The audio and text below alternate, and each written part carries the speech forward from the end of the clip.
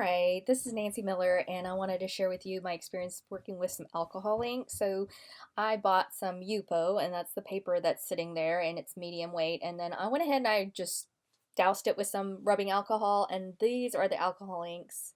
I'm going ahead and dropping drop by drop. And then I saw this on a YouTube channel, and I'll put a link to the other artist's video. But basically, I decided, oh, I really like how it looked when you use the blow dryer.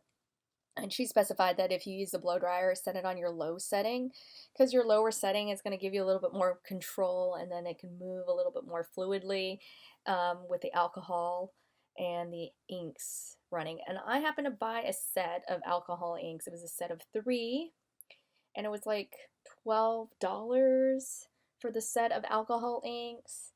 And I'll put a link in the description box below, the brand that I used.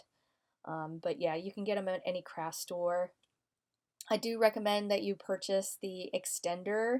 I happened to watch another video, and it has basically explained that if you get the extender, it's basically like the alcohol, plain rubbing alcohol, but it helps kind of make it dry a little bit slower, and then it spreads.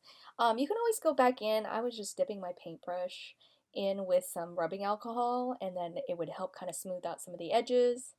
I'm dropping off another color of the alcohol inks here, and then I'm just going to hit it with my blow dryer.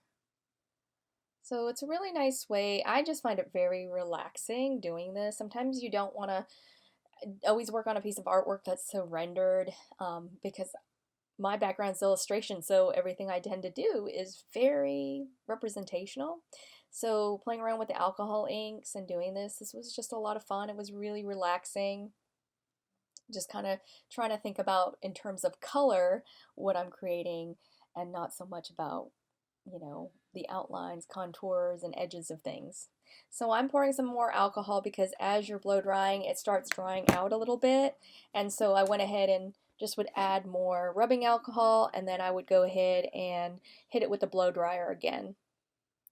And it creates this really nice kind of fluid looking look, and it will dry this way. That's what I find that's really amazing. I did speed up this video. This is sped up about 200%.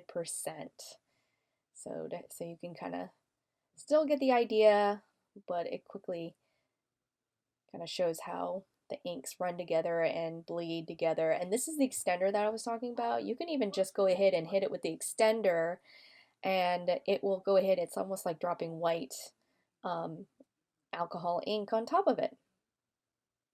So now I'm hitting it back with the blow dryer to kind of spread it around and move, and I just really enjoy that part about just kind of seeing where does the ink go and not being so concerned about maybe having so much control.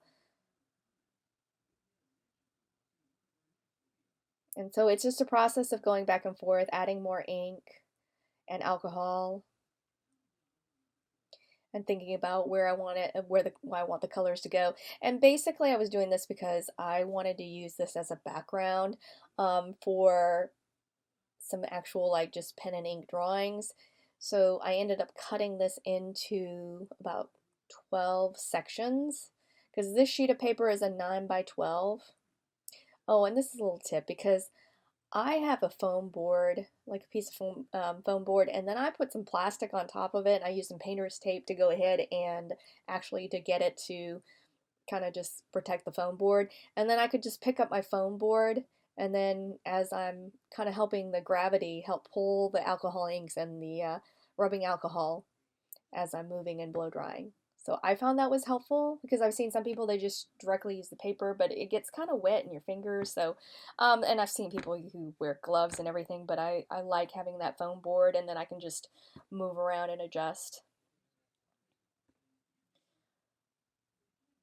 So I'm adding more of this beautiful blue and some of the purples in there and watching it run.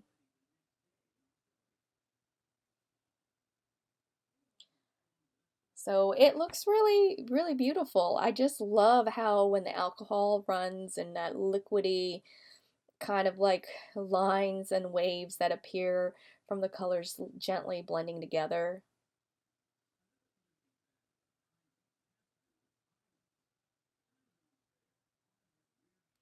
So you can see how the process works. And it's just going back and playing around with it. I've seen some people who don't use as much. They leave a lot of the white. I tend to have a hard time with it. I keep wanting to fill everything, and maybe I overwork it a little bit, but it's a learning experience. This is probably my third one that I've done. So I just really enjoy the process. It's a lot of fun. And if you make a mistake, you can just go ahead and throw some more rubbing alcohol on it, wipe it off, and it's like it never happened. So that's the nice thing about it, because the Yupo is just a plastic, so it doesn't really, it just kind of sits on the top of the surface of the paper. I bought the Yupo at Staples. I think I paid $18.99 for 10 sheets of it, so it's kind of a little bit on the pricey side. I would like to look in and see if I can find something that's a little bit more affordable and maybe get some more sheets because I am enjoying the process. Once this was finished, and I kind of got the colors that I wanted and the places I wanted, I actually scanned this because I'm kind of thinking I might use this digitally in some artwork. You never know. So I scanned it in high resolution so I could use it in another piece.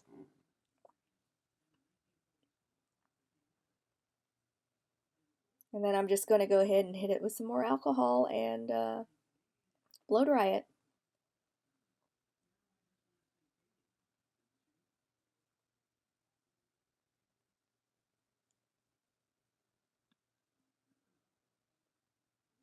So I'm closely getting to the end of where I'm kind of getting everything blended in the way I want it to be and hitting it with a blow dryer. But you can see it's just kind of going back in and working and seeing how much you want to work it.